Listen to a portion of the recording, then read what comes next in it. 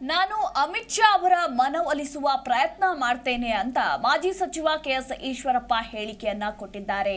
ಈಗ ಬಂಡಾಯ ಎದ್ದಿರುವ ಈಶ್ವರಪ್ಪನವರಿಗೆ ದೆಹಲಿಯಿಂದ ಬುಲಾವ್ ಬಂದಿದೆ.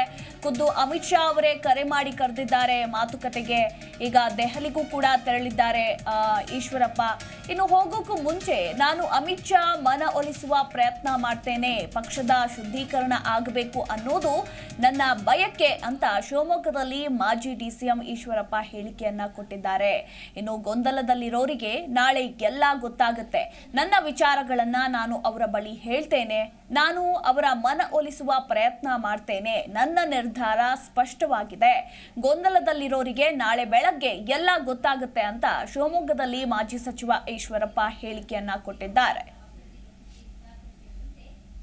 ಮಾಡಬೇಕು ಅಂತ ಅವರು ನರೇಂದ್ರ ಮೋದಿ ತನ್ನ ಮಗನಿಗೆ ಟಿಕೆಟ್ ಮಿಸ್ ಆದಂತೆ ಈಗ ಬಂಡಾಯ ಎದ್ದಿದ್ದಾರೆ ಕೆಎಸ್ ಈಶ್ವರಪ್ಪ. ಅವರ ಮನ ಒಲಿಸೋದಕ್ಕೆ ರಾಜ್ಯ ನಾಯಕರು ಎಲ್ಲರೂ ಕೂಡ ಪ್ರಯತ್ನ ಪಟ್ಟರು, ಆದರೆ ಯಾವುದೂ ಕೂಡ ಸಫಲವಾಗಲಿಲ್ಲ. ಅವರ ನಿರ್ಧಾರದಿಂದ ಹಿಂದೆ ಸರಿಯುವ ಮಾತೇ ಇಲ್ಲ ಅಂತ ಹೇಳಿ ಅವರ ನಿರ್ಧಾರಕ್ಕೆ ಕಟ್ಟುಬದ್ಧರಾಗಿದ್ದಾರೆ. ಇದೇ ಬೆನ್ನಲ್ಲೇ ಅಮಿತ್ ಶಾ ಕೂಡ ಕರೆ ಮಾಡಿ ದೆಹಲಿಗೆ ಬರುವಂತೆ ಬುಲಾವನ್ನ ಕೊಟ್ಟಿದ್ದಾರೆ. ಇವತ್ತು ಇನ್ನೇನು ದೆಹಲಿಗೂ ಕೂಡ ತೆರಳುತ್ತಾರೆ ಈಶ್ವರಪ್ಪ.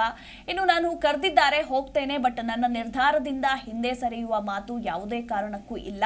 ನಾನು ನನ್ನ ನಿರ್ಧಾರಕ್ಕೆ ಬದ್ಧ ಅಂತ ಕೂಡ ಹೇಳಿದ್ದಾರೆ. ಹೀಗಾಗಿ ದೆಹಲಿ ನಾಯಕರ ಮಾತಿಗೂ ಕೂಡ ಬಗ್ಗೋದಿಲ್ವಾ ಹಾಗಾದ್ರೆ ಈಶ್ವರಪ್ಪನವರು ಅನ್ನೋ ಪ್ರಶ್ನೆ ಕೂಡ ಇಲ್ಲಿ ಎದುರಾಗಿದೆ. ಇದರ ಜೊತೆಗೆ ನಾನು ಅಮಿತ್ ಶಾ ಅವರ ಮನ ಒಲಿಸುವ ಪ್ರಯತ್ನ ಮಾಡ್ತೇನೆ ಅಂತ ಈಶ್ವರಪ್ಪ ಹೇಳಿಕೆಯನ್ನ ಕೊಟ್ಟಿದ್ದಾರೆ.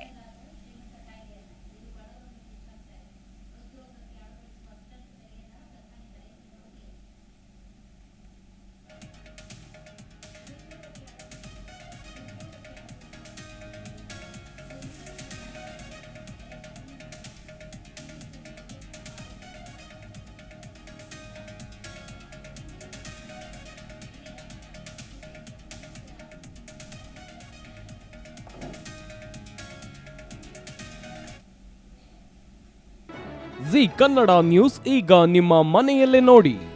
ಎಲ್ಲ ಕೇಬಲ್ಗಳಲ್ಲಿ ಈಗ ಲಭ್ಯ.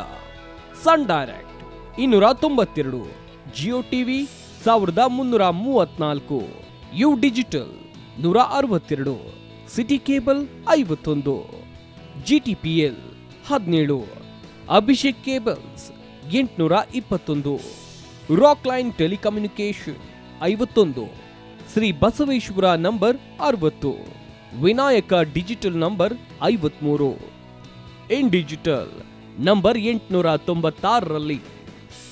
ನಿಮ್ಮಿಷ್ಟದ ಜಿ ಕನ್ನಡ ನ್ಯೂಸ್ ನೋಡಿ ಆನಂದಿಸಿ.